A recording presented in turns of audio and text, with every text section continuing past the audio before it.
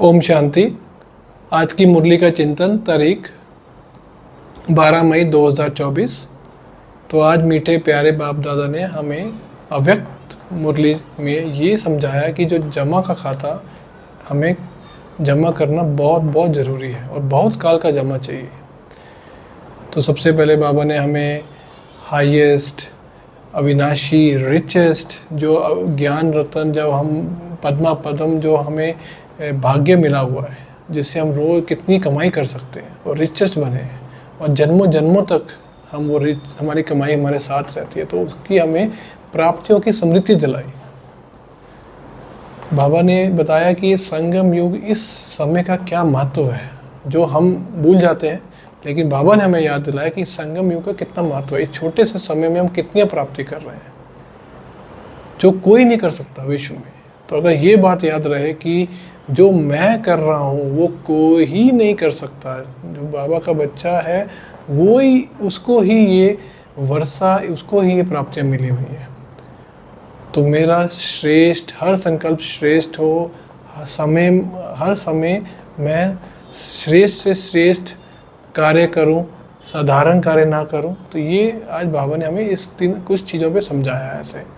तो सबसे पहले जो खाते जमा के कौन से हैं, तो सबसे पहला है समय, फिर श्वास, संकल्प, ये 3 हो गए। उसके बाद शक्तियाँ, फिर गुण और ज्ञान।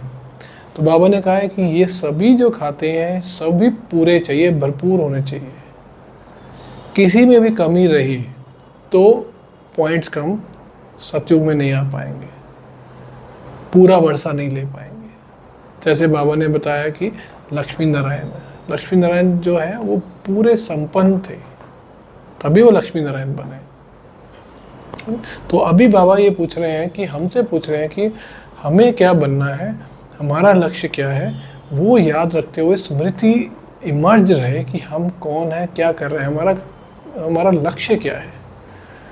तो इसके बाद बाबा ने हमें फिर एक तरह से हमें पूछा है कि जब हमें चेकिंग की बाबा ने हमारी कि हमारा जमा का खाता कितना था, तो बाबा ने बताया कि जमा का खाता जितना होना चाहिए उतना नहीं था मोस्टली बच्चों का।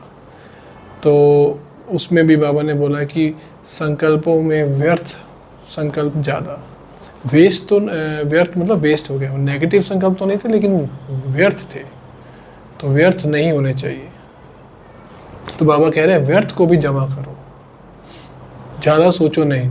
फिर 3 बिंदी लगाने के लिए बाबा ने हमें बोला, जो 3 बिंदी का जो हमें स्मृति के तिलक जो हम लगाते हैं, तो बाबा ने बोला है वो 3 बिंदी लगाओ। जैसे लौकिक में स्थूल धन में जितनी बिंदी में जितने शून्य लगते जाएंगे तो वो बढ़ता जाता है, ऐसे बाबा ने हमें 3 बिंदी लगाने को बोला। एक तो मैं आत्मा बिंदी, मेरा बाप बिंदी, और तीसरा जो हो गया उसको भूल जाओ, वो भी बिंदी फुल स्टॉप लगाना उसको। तो ये 3 बिंदी की जो स्मृति है और तिलक है, जो हमें रोज़ सुबह लगाना होता है, बार बार लगाना है, ताकि हम व्यर्थ में ना जाएं, व्यर्थ समय अपना और श्वास संकल्प व्यर्थ में ना गवाएं। और फिर जो शक्तियां हैं उसको यूज़ करने के लिए बाबा ने बताया कि जब आप में ये संकल्प आते हैं कि थोड़ा सा का और मैं कर लूँगा या समय अनुसार हो जाएगा, तो बाबा ने बोला कि आपका टीचर कौन है, समय आपका टीचर है कि परमात्मा सर्वशक्तिमान आपका टीचर है। तो अगर समय अनुसार हो जाएगा तो फिर समय आपका टीचर, तो आप समय के अनुसार कर रहे हो। तो बाबा बोल रहे हैं कि समय का वेट नहीं करना है, समय आपकी वेट कर रहा है, आपको समय की वेट नहीं करना, क्योंकि आप रचता हो, मास्टर रचता, वो रचना है आपकी। तो इसका मतलब ये हुआ है कि हमें जो भी कार्य करना है वो दृढ़ता से करना है और अपना कोई भी उसमें बोझ नहीं रखना है। ये बाबा ने सबसे बड़ी बात बोली है कि हमें 63 जन्मों से बोझ रखने की आदत पड़ी है। हम कुछ भी चीज़ अपने ऊपर ले लेते हैं, फिर मेहनत लगती है। बाबा कह रहे हैं ये बहुत बड़ी बात है जो मुझे बच्चों की अच्छी नहीं लगती। तो रिलैक्स हो जाओ, बोलो बाबा ये आपका, ये कार्य, ये रिस्पॉन्सिबिलिटी आपकी, मैं तो जो निमित्त हूँ वो करूँगा, जो मुझे पार्ट मिला हुआ मैं वो बजाऊँगा, लेकिन ये रिस्पॉन्सिबिलिटी आप संभालो। चाहे वो लौकी की हो, चाहे ऑफिस की हो, चाहे घर की हो, लेकिन आप अपना पार्ट करते रहो, आप अपना पार्ट प्ले करते रहो। सोचो नहीं कि ये कैसे होगा, मैं ये भी करूँ वो भी करूँ, वो नहीं सोचा। बाबा कह रहे अपना पूरा बोझ मुझे दे दो, जब तक दोगे नहीं हल्के नहीं होगे। तो ये आज बाबा ने ऐसे 3-4 चीज़ों पे हमें चेकिंग करके बताया कि हम कैसे क्या कर रहे हैं और क्यों हमारा जमा का खाता नहीं हो रहा। और विधि जो है वो है हर सेकंड में अगर ये याद रहे कि मैं कौन, मतलब कि मैं इस संगम युगी ब्राह्मण जीवन में मैं कौन हूँ, मुझे पढ़ाने वाला कौन है, मैं सर्वशक्तिवान बाप का मास्टर सर्वशक्तिवान बच्चा हूँ। और मेरी प्राप्तियाँ जो मुझे मिली हुई हैं, पद्मा पदम, जो हमें बाबा बोलते हैं कि हर कदम में पद्मा पदम प्राप्तियाँ हैं, कमाई है, वो मुझे मिली हुई है। और ब्राह्मण ब्राह्मण बनते ही बाबा ने शक्तियाँ, गुण और वरदान सब हमें दिए। सर्व शक्तियाँ, सर्व गुण, सर्व वरदान सब बाबा ने दिए, सबको दिए। लेकिन उसको कोई गवाता है, कोई जमा करता है, और बाबा कह रहे हैं वो अपने पुरुषार्थ अनुसार तभी नंबरवार होते हैं। बाबा ने सबको दिया, लेकिन अगर ये स्मृति रहे कि मैं कौन हूँ, मैं क्या बन रहा हूँ, मैं विश्व परिवर्तक आत्मा हूँ, मैं संगम युगी ब्राह्मण आत्मा हूँ, मैं सतयुगी सतोगुणी आत्मा हूँ। तो अगर ये स्मृतियाँ रहे, ये सम्मान में हम बार बार अपने को रखें, तो बाबा कह रहे हैं प्राप्तियाँ ही प्राप्तियाँ हैं, जमा ही होगा। तो आज बाबा ने मेन यही बोला है कि जमा का खाता बढ़ाओ। जमा का खाता अगर नहीं बढ़ेगा तो फिर आपको वर्षा नहीं मिलेगा, पूरा वर्षे के हकदार नहीं बनेंगे। तो बाबा हमें पढ़ा रहे हैं राजाओं का राजा बनाने के लिए। बाबा कभी नहीं चाहेंगे कि हम प्रजा बने। तो इसीलिए ये पढ़ाई है, श्रेष्ठ पढ़ाई है। इसमें चलने के लिए हमारी जो स्थिति बहुत श्रेष्ठ होनी चाहिए। और आज की जो मुरली, अव्यक्त मुरली जो है, वो ये 6 के 6 खजाने हमें जमा करने हैं और इसका चेकिंग करनी है।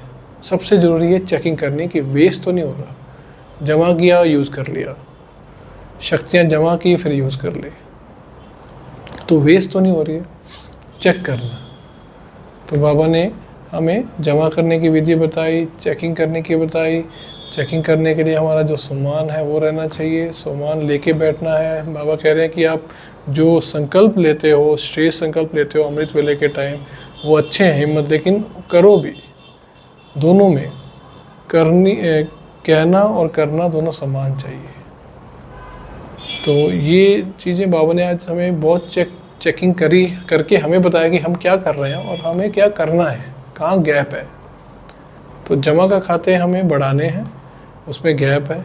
फिर हमारे संकल्प हैं व्यर्थ ज़्यादा है। बोल हमारे साधारण नहीं होने चाहिए, श्रेष्ठ बोल होने चाहिए, सुख देने वाले, मधुर। किसी को यही एहसास हो कि यहाँ से सिर्फ पॉजिटिव वाइब्स ही आ रही हैं। जब ये बोलते हैं तो कितना स्नेह और प्यार से बोलते हैं। तो ये ऐसे बोल होने चाहिए, साधारण बोलना हो, कम बोलो। और गुण और जो शक्तियाँ बाबा ने हमें दी हुई हैं, उन दोनों को हमें, जितने भी गुण और शक्तियाँ हैं, उनको अपने साथ महसूस करेंगे, तभी बाबा का साथ महसूस होगा कि बाबा साथ है।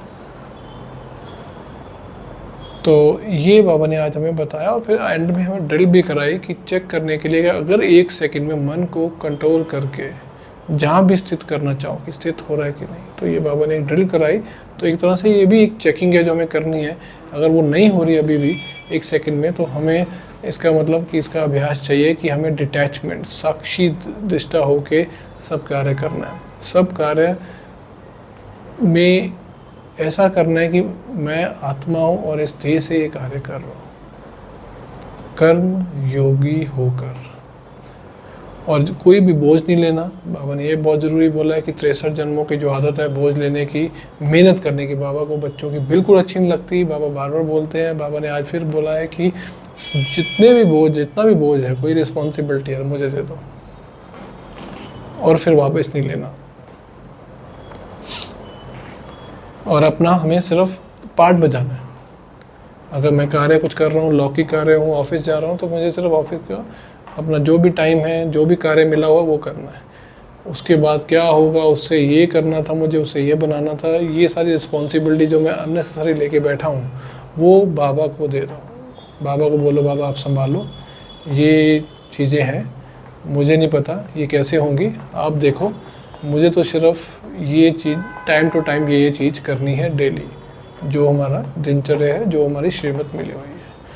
तो ये हमें बाबा ने आज शिक्षाएं दी, और जो वरदान दिया, बाबा कह रहे हैं बाप समान, ऊंच बाप, ऊंचे बच्चे, ऊंच कार्य।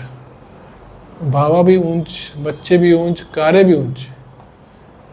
इन सबको देखते हुए शक्तिमान, शक्तिशाली बच्चों को बाबा ने बोला कि बाप समान बाबा, मतलब हमें बाप समान बाबा देखना चाहते हैं, और वरदान दिए कि हम बाप समान बने, जल्द से जल्द बने। तो बाप समान बनना मतलब जो बाबा की शक्तियां हैं को धारण करना, गुणों को धारण करना, बाबा सम्मान में रहना, और हर समय बाबा का साथ अनुभव होता रहे। बाबा मेरे साथ है, बाबा मेरे पास है, मेरा बाबा।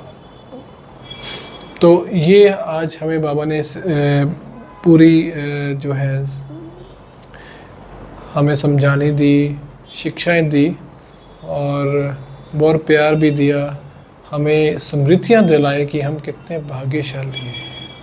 हम जो साधारण मनुष्य थे, बाबा ने आके हमें क्या बना दिया, और ये भी बताया कि जो हम प्राप्तियां कर रहे हैं, जो कि अविनाशी है, जो हमारी कमाई है वो अविनाशी है, हमें कितने जन्मों तक वो हमें साथ देगी।